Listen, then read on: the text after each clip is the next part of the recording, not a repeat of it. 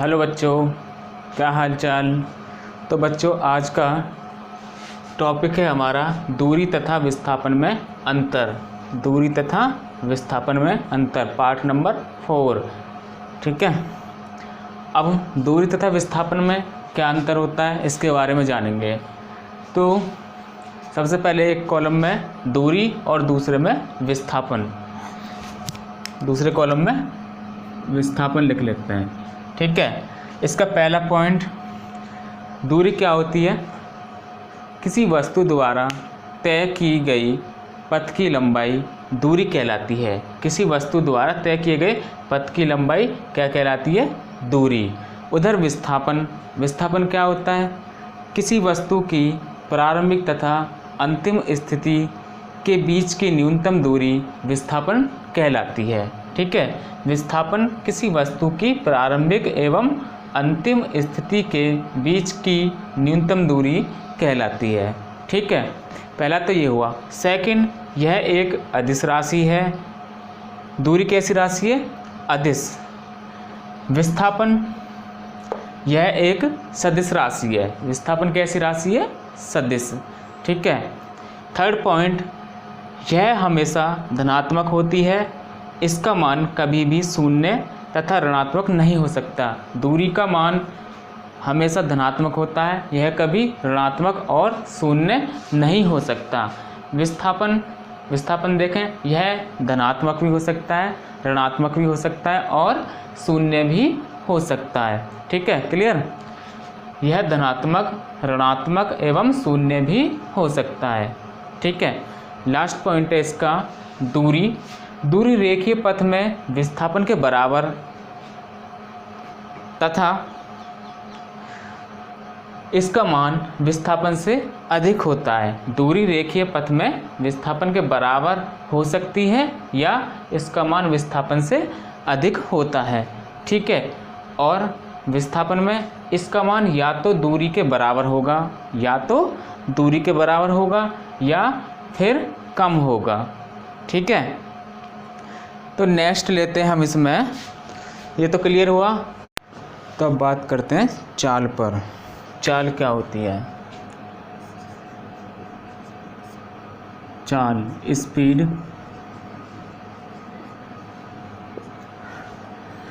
क्या होती है चाल? किसी वस्तु द्वारा एकांक समय में तय की गई दूरी को चाल कहते हैं। किसी वस्तु द्वारा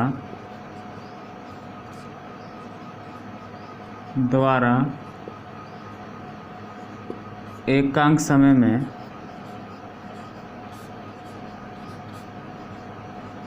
तय की गई दूरी को चाल कहते हैं। ठीक है। फॉर्मूला, चाल बराबर दूरी बटे समय। ठीक है। अब इसका मात्रक,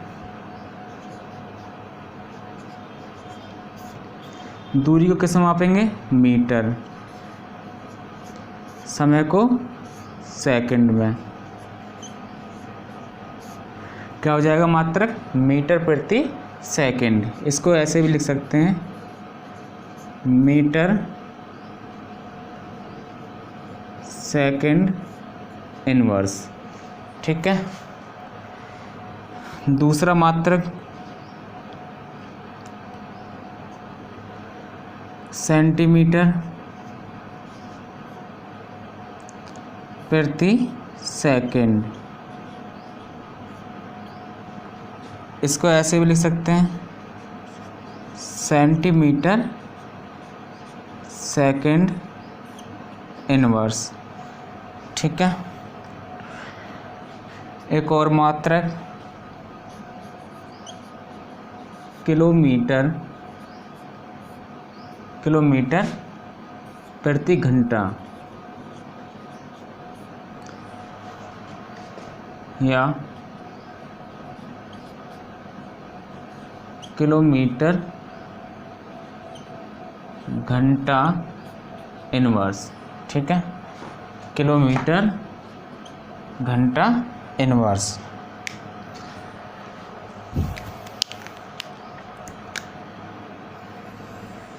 अब इसके बाद में लेते हैं औसत चाल।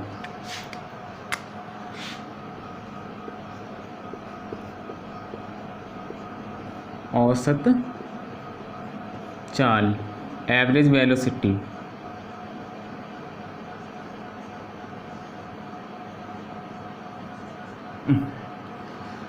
एवरेज स्पीड, वेलोसिटी नहीं, एवरेज स्पीड। ठीक है,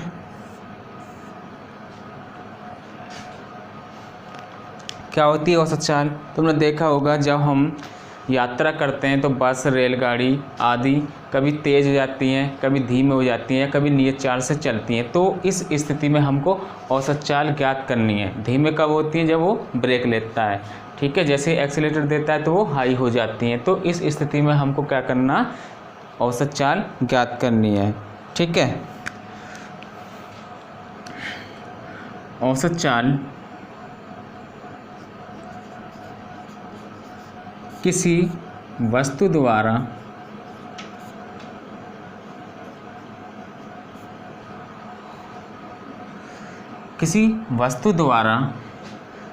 तय की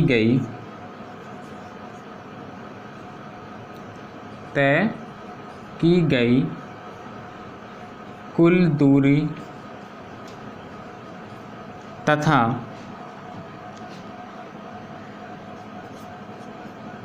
लगा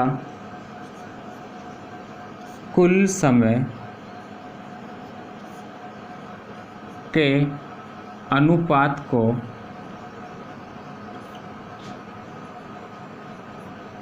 औसत चाल कहते हैं। ठीक है, औसत चाल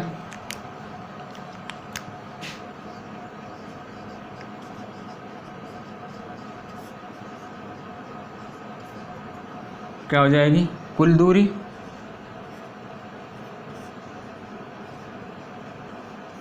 बटे कुल समय। ठीक है,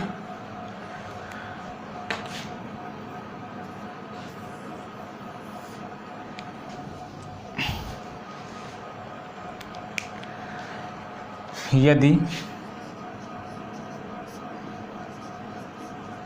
किसी वस्तु द्वारा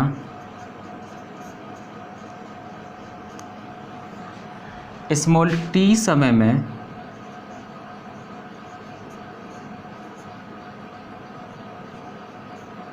तय की गई दूरी स्मॉल s हो तब औसत चाल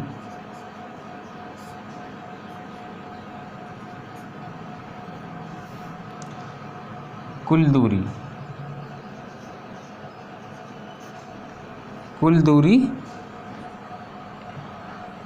स्मॉल s हो तब औसत चाल v = small s upon t। ठीक है,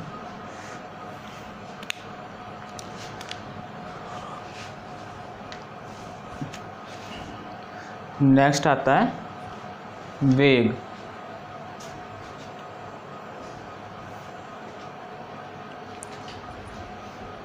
नेक्स्ट आता है वेग।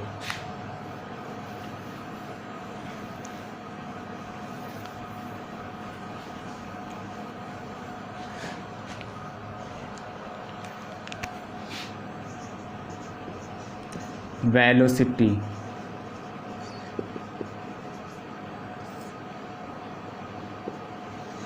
ठीक है।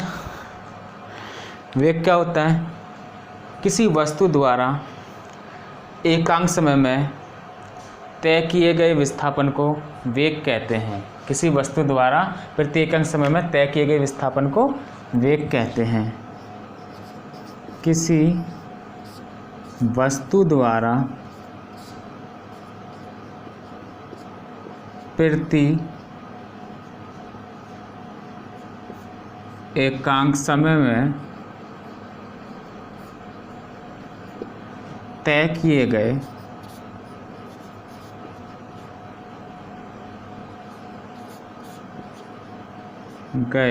विस्थापन को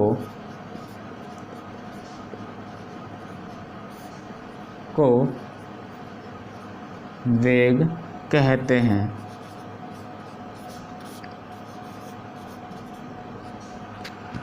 ठीक है, इसे स्मॉल v वेक्टर से व्यक्त करते हैं। वेक्टर क्यों? क्योंकि वेग सदिश राशि होता है। हमें यदि हम चाल को दिशा के साथ जोड़ दें या चाल को दिशा के साथ ज्ञात कर लें तब हमारा वेग बन जाता है। वेग बराबर विस्थापन बटे समय। ठीक,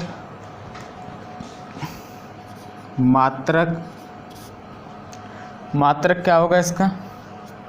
विस्थापन का मात्रक मीटर, समय का मात्रक सेकंड। क्या हो जाएगा? मीटर सेकंड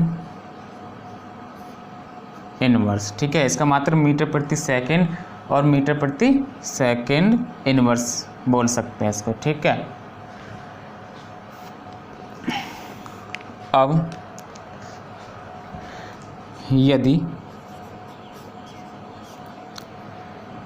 किसी वस्तु द्वारा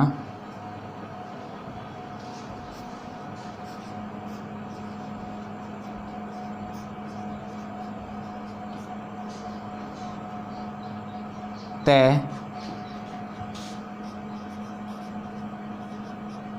किया गया विस्थापन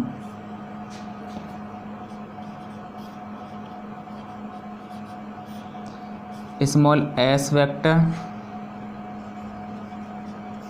तथा लगा समय स्मॉल t है, तब वेग v vector is equal to small s vector upon small t। ठीक है,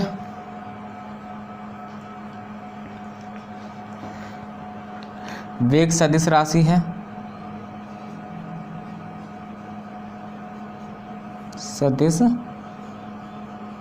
राशि है, वेग सदिश राशि है, परंतु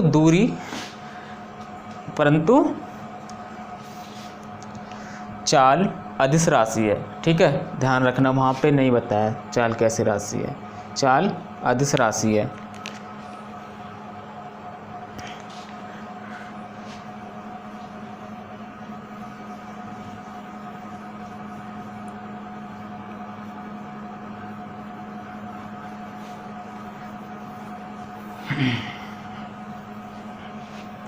ठीक है, अब लेते हम औसत वेग।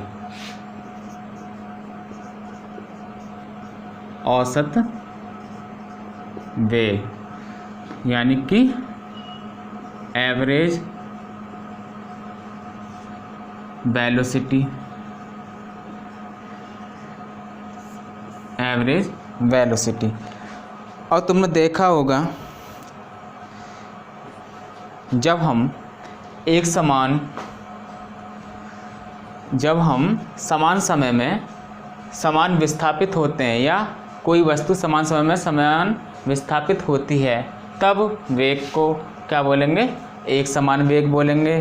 और जब कोई वस्तु समान समय में भिन्न भिन्न दूरी विस्थापित होती है तब हम उसको क्या बोलेंगे? असमान वेग। ठीक है, क्या बोलेंगे उसको, असमान वेग। इस स्थिति में हमें औसत वेग ज्ञात करना होता है, ठीक है। तब इस स्थिति में औसत वेग ज्ञात करना होता है। तो औसत वेग क्या हो जाएगा,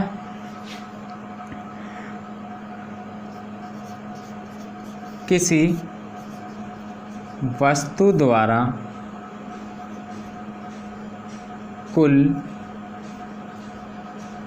तय किया गया विस्थापन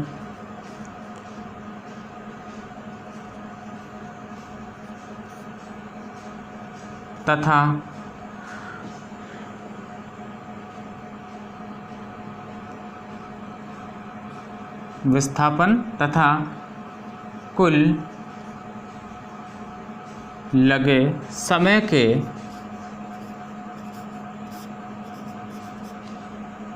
अनुपात को औसत वेग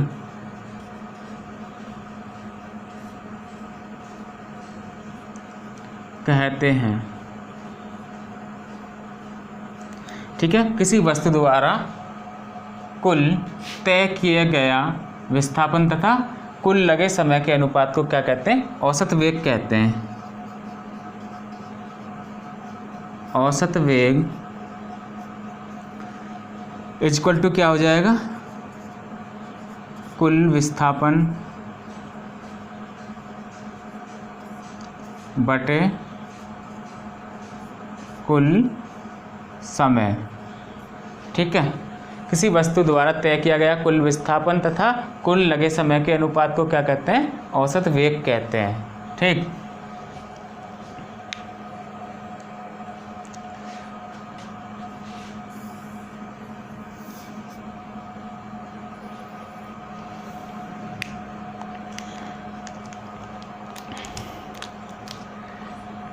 थोड़ा सा और ऐड करते हैं। यदि कोई वस्तु एक समान वेग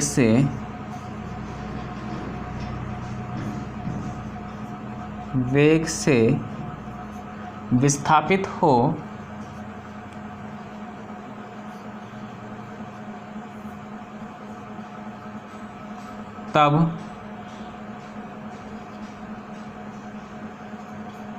तब औसत वेग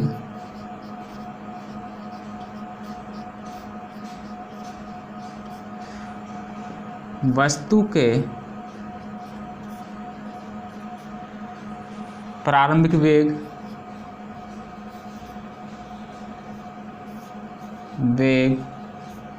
स्मॉल u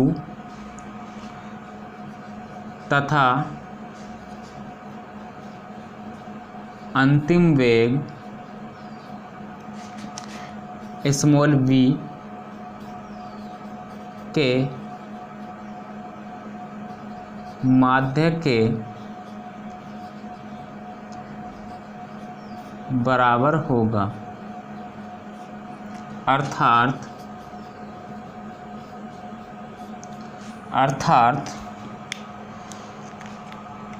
औसत वेग